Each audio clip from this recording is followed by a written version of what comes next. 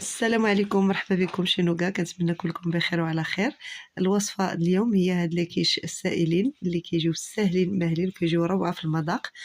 توجدوهم في الدقيقه 90 بكل سهوله، وهما واجدين في طابلة طاوله الافطار ان شاء الله. نبقاو مع الوصفه.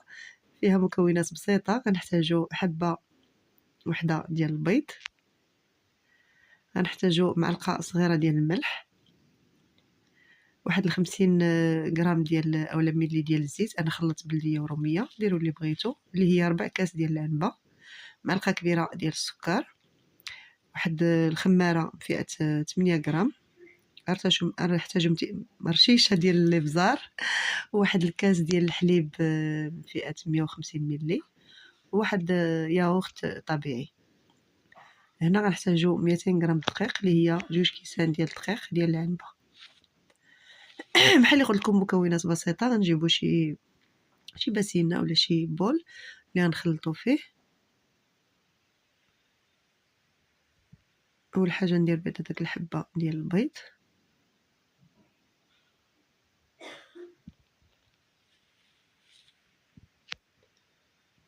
نضيف لها داك معلقه صغيره ديال الملح، معلقه كبيره ديال السكر بيبات ولا سنيده، واحد رشيشه خفيفه ديال الابزار ولا الفلفل الاسود. نحركو هاد المكونات مع بعضياتها.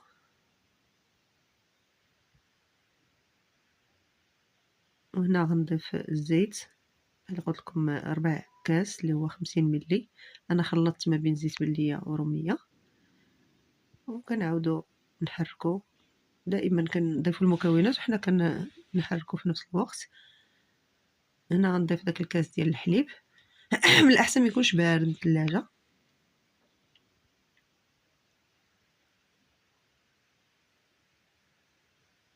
نجيب دابا غير شي حاجه باش ننزل داك الياغورت الطبيعي، نضيفو للخليط.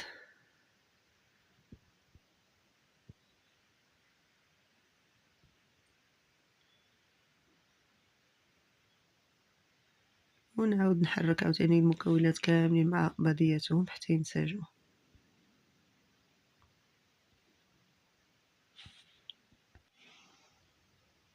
انا كنحاول غير نخوي شويه سطح العمل باش نلقى فين نخدم.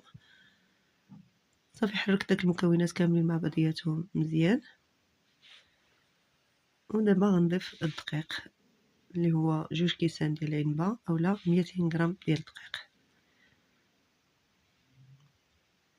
وما نساوش داك الخماره من فئه 8 غرام اولا خميره كيماويه 8 غرام. ونحركوا المكونات عاود مزيان مزيان مع بعضياتهم.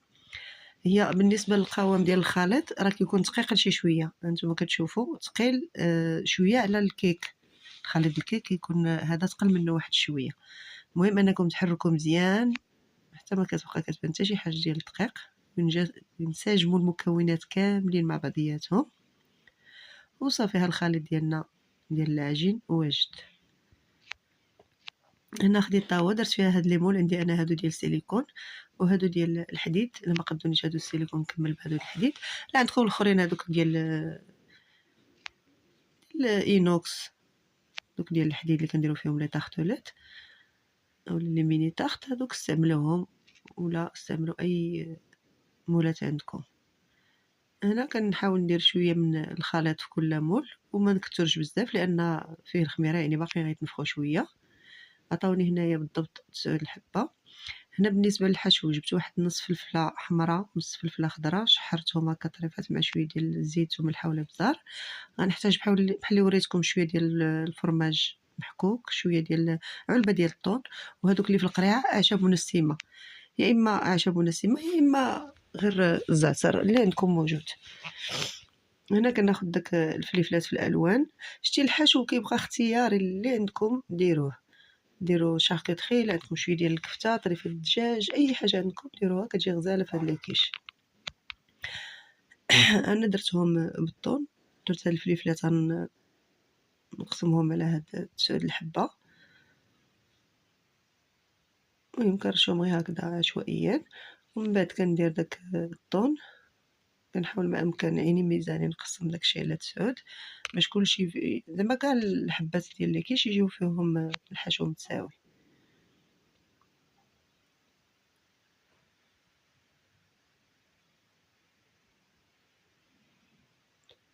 صافي هنا من بعد ما كملت الحبات كاملين بالحشو ديالهم اللي هو الفلافل في الألوان وداك الطون آخر حاجة غنزيدوها هي الفرomاج غابي. أنا صراحة هنا درت داك الفرomاج اللي كيجي دوّارة كبير بحال الرويضة ديال المازدام، عندكم إدام، عندكم مازدام، عندكم موتزاريلا، أي نوع ديال الفرماج عندكم محكوك ديروه هكذا من الفوق. في هاد الأثناء هادي راني درت ديروا راسكم ما شفتوش فوقكم راه البرد رجع من الطريق في هاد الأثناء درت الفرن كيسخن على 170 حتى 180 درجة، كل واحد كيعرف الفران ديالو، المهم حرارة متوسطة ما يكونش حرارة عالية وما تكونش عاوتاني منخفضة بزاف، والحرارة غنديرها غير من التحت،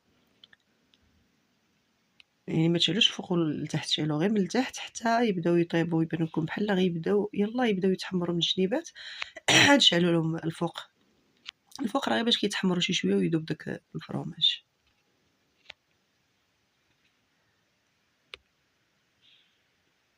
واخر حاجه باش ما ننساهاش هي داك الاعشاب المنسمه نزيدهم من الفوق، ناخذكم اعشاب منسمه اولا شويه ديال الزعتر هكذا حكوه بين يديكم ورشوه من الفوق حتى هو كيعطي طعم زوين، ولا ما كانش كاع ماشي مشكل.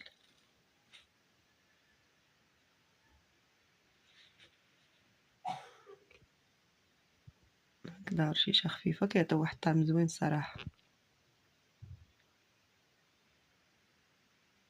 هاد الاعشاب المنسمه كتشريهم داك 5 دراهم 10 دراهم من عند مستلزمات الحلويات وكديرهم في قريعه وكتخليهم محتفظين بهم هكذا مع الأطرية ديالكم. صافي هنا غندخلهم الفران، أنا راه عولت على بنتي زعما راه مقابلاهم ليا حتى كانت تخليهم على عين يتحرقوا وتحمروا شي شويه بزايد، ولكن الصراحه جاو روعه. اللي زوين في هاد لي مول السيليكون بالزربه كيزولوا ما تيلصقوا ما والو، العكس هادوك الحديد شي شويه كيعذبوا. وهذا هو الشكل ديالهم، جاو رطيبين وجاو الصراحه لذيذين، واهم حاجه فيهم انهم ساهلين ساهلين ساهلين. هنا راه حتى قبل الفطور غير بشي شويه دغيا دغيا درت عليهم وجدتهم. وهذا هو التقديم النهائي، درتهم هكذا قدمتهم زعما بهذا الشكل، جاو غزالين وتحطوا فهمتي من الفران نيشان الطابله ديال الفطور تحطوا باقيين سخونين. كنتمنى انكم تجربوهم وما بقى لي نقول لكم بالصحه والراحه والى الملتقى باذن الله.